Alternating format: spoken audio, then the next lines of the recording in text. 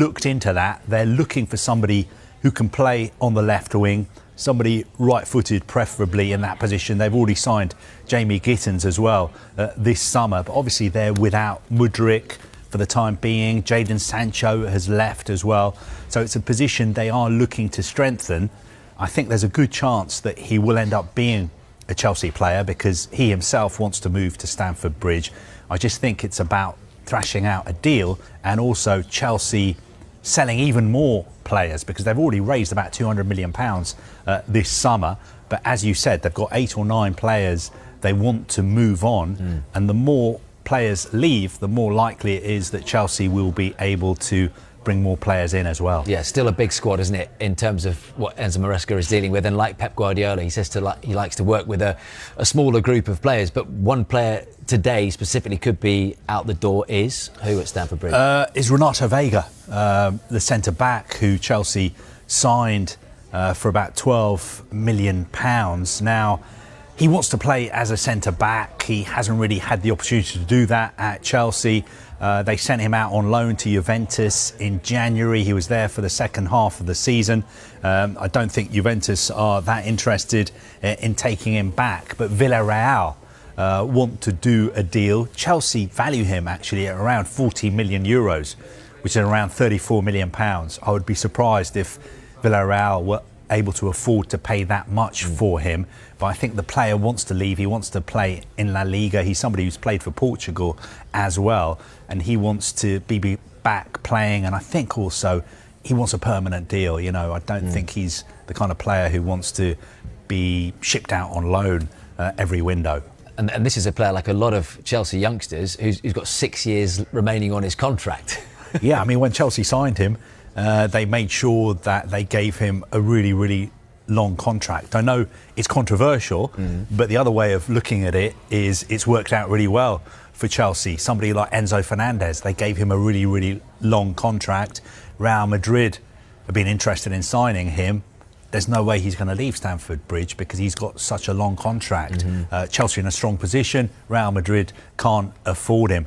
Similar situation actually with Nicholas Jackson, player who's likely to leave Chelsea in the next few weeks. I think last September he signed a contract extension.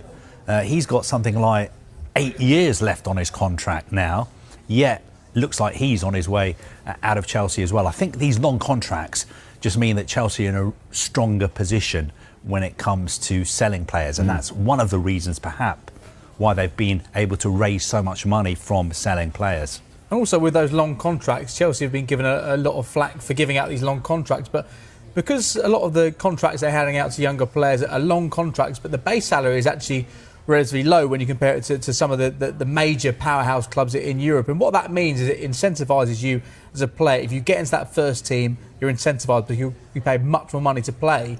But at the same time, if you're not playing, if you're not in the first team picture, then you can earn much more money elsewhere, which is why it gives you a situation whereby Chelsea may be able to offload players that are on long contracts because they can get better money elsewhere. You're not in a similar situation to a player, say, Jadon Sancho, who is on huge money at Manchester United, and they're struggling to find suitors for him. Well, Chelsea could have signed him in the summer, but they couldn't agree on a wage for him. Whereas with Manchester United, they had players who are on very high salaries. It's quite difficult to offload them. With Chelsea, yes, they've got 6 years left in their contract. They could sit there for 6 years, but that would do nothing for their football development. And in terms of their bank balance, they could earn more elsewhere. Yeah, you mentioned Vega and you mentioned, of course, Jackson, potential exits at Stamford Bridge. You should never look at Solicol's list, James. It's a very private place, but I'm looking there and he's got a list as long as his arm in terms of other names who could be out the door. Well, look, 15 players have already left Chelsea this summer. That's astonishing, isn't it? Yeah, and I think another 9 players could leave. The biggest earner, I think, is Raheem Sterling. He's, I think, one of the biggest earners at the club. I think he was the first player Chelsea signed when Todd Boehly was the sort of acting sporting director after the takeover. Obviously, he was out on loan at Arsenal. I think it's very, very likely that he's going to move out of the club over the next few days, maybe on loan.